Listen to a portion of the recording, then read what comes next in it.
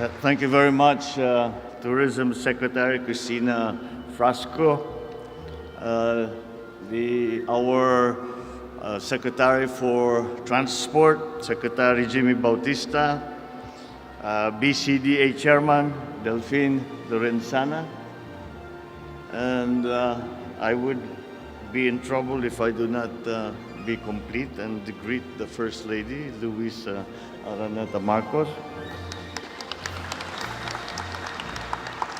And our partner, matagal na po namin siyang kilala at marami po siyang talagang gustong gawin para sa Pilipinas.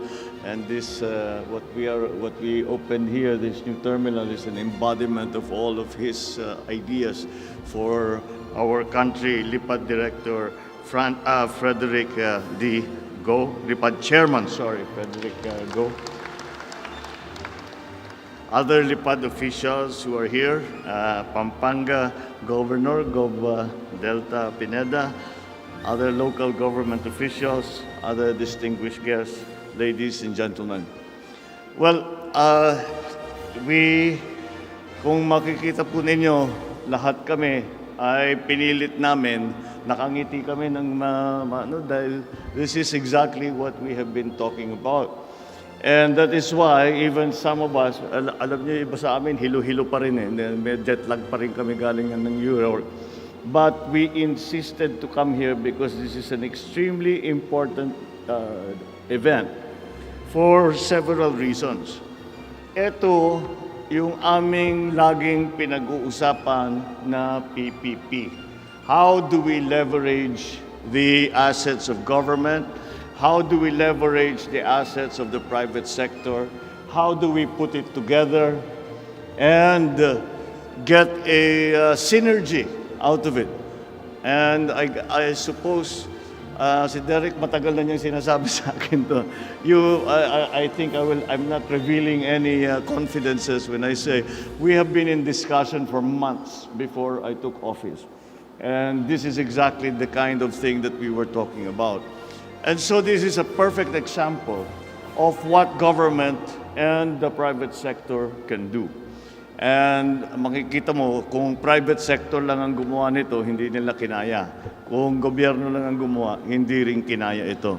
And that is why it is a perfect example for that. And I think it will serve to encourage other people to enter into this kind of arrangements. This is also, I think it would not be out of place to report. This is also the kind of activity that we were actively endorsing when we were in New York and talking to possible investors in companies who are already in the Philippines but would like to increase their investment. And this is exactly the kind of partnership that we need to encourage. We have not been able to do it in the previous years for the simple reason that there was the pandemic. Wala naman tayong ginawa kung hindi tulungan ng ating mga kababayan, alagaan ng mga may sakit. Kaya yun lang talagang ating ginagawa. Ngayon, na mukha namang gumagaang ang problema ng pandemya, ay siguro naman panahon na nabalikan natin ang ating mga pinaplano tungkol nga sa ganitong klaseng mga project na PPP. It is also important because this facility is another building block to what we hope to become a logistics center of Asia, the Philippines. And also, kahit nandito you will see, nakangiti nga si Secretary Cristina Frasco because now we have another facility, we have another airport kung saan makapasok ang mga turista, ang mga travelers. So it's not only the business, nagbubukas the business travelers, those who are working, but also those who are visiting the Philippines. So ganito ang ating kailangan. We need this, we need more. We have many plans for the airport in Manila. we have many plans for the airport surrounding Manila para naman dumami at mas madali ang ating ang pagpasok ng ating mga magiging bisita. The general idea that Secretary Cristina and the Cabinet and I have come to is that habang hindi pa nating naaayos ang airport sa Maynila, habang hindi pa naitatayo at nag-operate yung airport sa Bulacan, hindi pa nag-airport yung airport sa Sangli, ito yung mga proposal ngayon ay kailangan natin buksan ang mga airport sa regional. Huwag nating pinipilit lahat kailangan dumaan ng Maynila.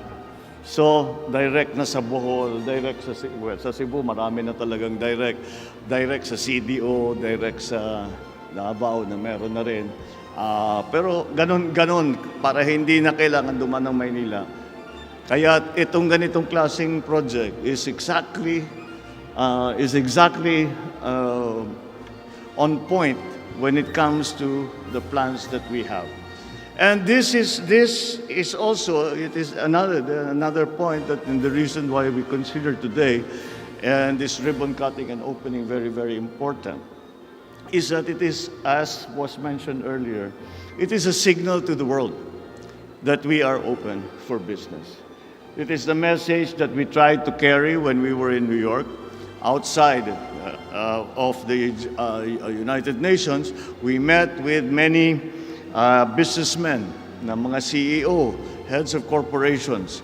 And the idea was to tell them we are willing to change in terms of documentation, procedure, even structure, even legislation, to encourage you to come into the Philippines.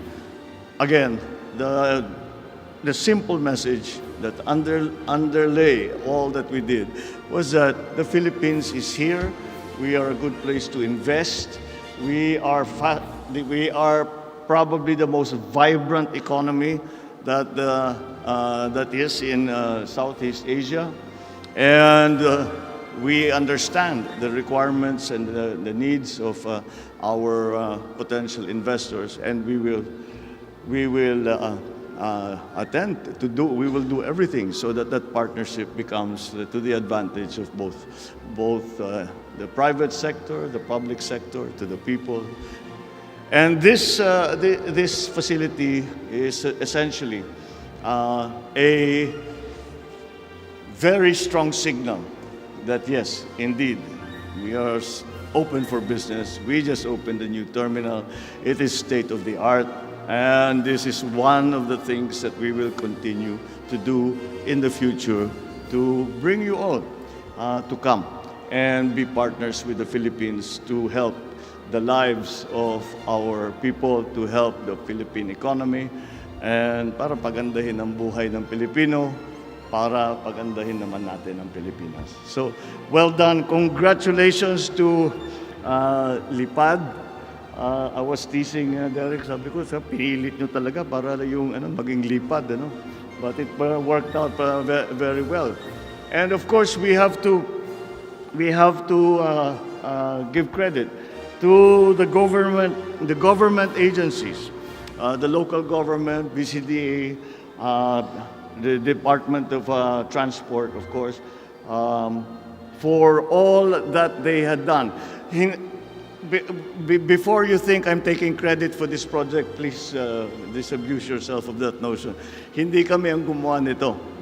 Pero kinikilala namin na napakatama itong ginawa nito at napakalaking bagay at napakalaking tulong para sa pag-ahon ng ating ekonomiya. So let us celebrate. It is a good day and let us keep going. We know that this is a good direction for us to take. Let us continue to go down that road, and we will see. Dahan-dahan, makikita natin na paganda ng paganda. Thank you very much, and good morning.